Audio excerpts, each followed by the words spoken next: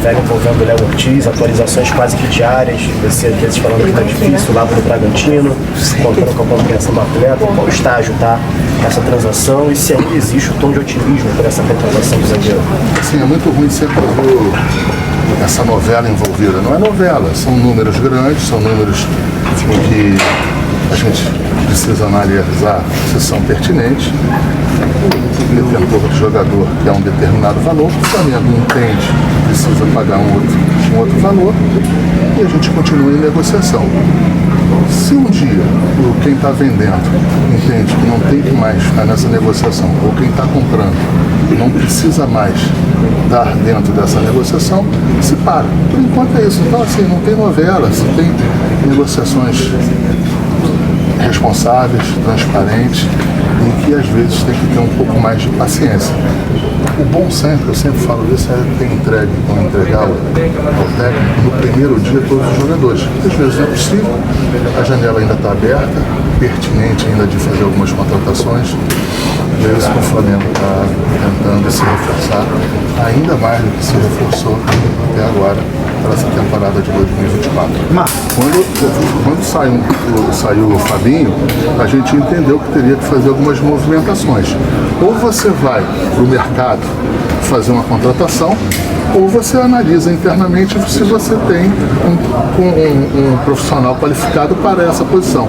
O que eu acho é que a gente não pode ter o preconceito de se tem um profissional à altura que a gente entenda que possa exercer a função internamente no clube, não colocá-lo. E foi isso que a gente fez. A gente botou o Luiz exatamente por isso, porque a gente entende, eu entendo, o presidente entende que ele tem qualidade para essa função e foi feito isso. A gente, a movimentação interna, isso toda hora troca, até lá na ESPN eu vejo que uma hora sai o diretor, o cara sai da bancada, o outro vai por lá. Essa é movimentação que não tem que ser questionada. Ô, Braz, tem que ser explicada e entenda a pergunta. Só a última pergunta, Braz, sobre agora na coletiva, que fez sim contato com o Igor Coronado para saber a situação dele e que passou isso para a diretoria.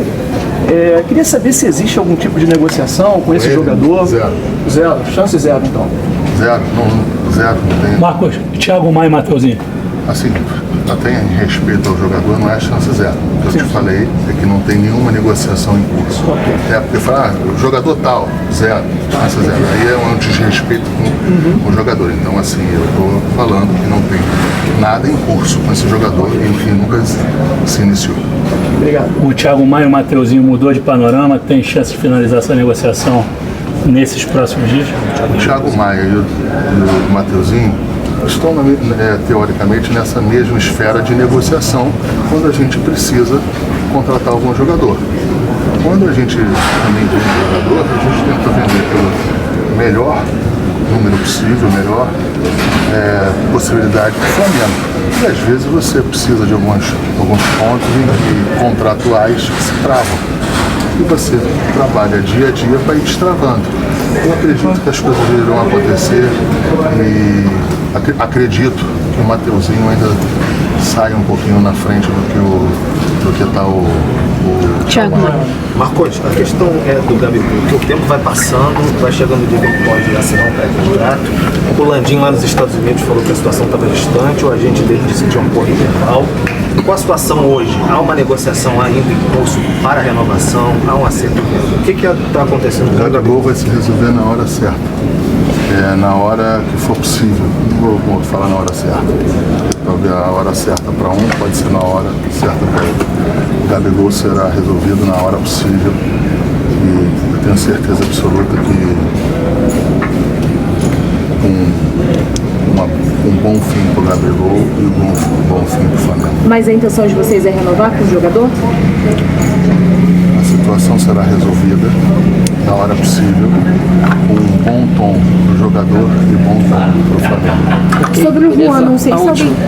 Sobre o Juan, não sei se alguém já perguntou, não sei se você falou sobre, mas eu vi que o Luiz Miguel disse na coletiva de imprensa que ele se surpreendeu com a notícia de que o Juan estava indo para a CBF porque aparentemente ele está trabalhando normalmente no Flamengo. Ele vai sair mesmo? Não vai? Assim, primeiro, para mim não é nenhuma surpresa, para mim zero surpresa o Juan ser analisado, ser convidado para trabalhar na CBF, porque eu sei muito bem o tamanho do Juan, eu sei também que eu sei o profissional que ele é. Então, para mim, não tenho nenhuma surpresa neste sentido. Quanto à questão final dele estar certo com a CBF ou não, em nenhum momento ele passou para a gente isso diretamente.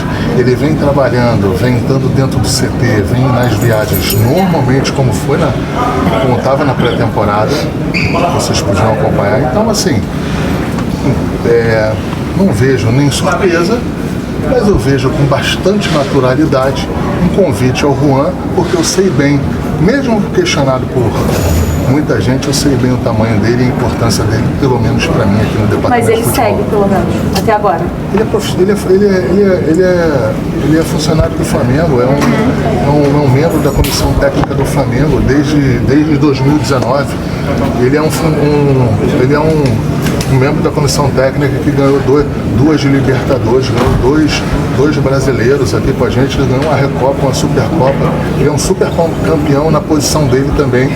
E, mais uma vez, eu não vejo nenhuma surpresa ele ir para a CBF. Eu acho que até está de parabéns quem convidou. É lógico que eu vou fazer o possível para manter ele aqui, porque é o meu papel. Ô Braz, Olha no radar para essa posição que o Tite tanto pediu, ou deve seguir até o meio do ano, pelo menos, a próxima janela, só com Luiz Araújo e Matheus Gonçalves na posição?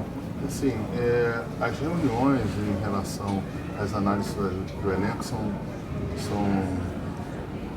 semanais, são contínuas, e a gente entende que precisa contratar para uma outra posição, não essa, nesse momento. E a gente está tentando ler o Ortiz, a gente está tentando analisar outros jogadores.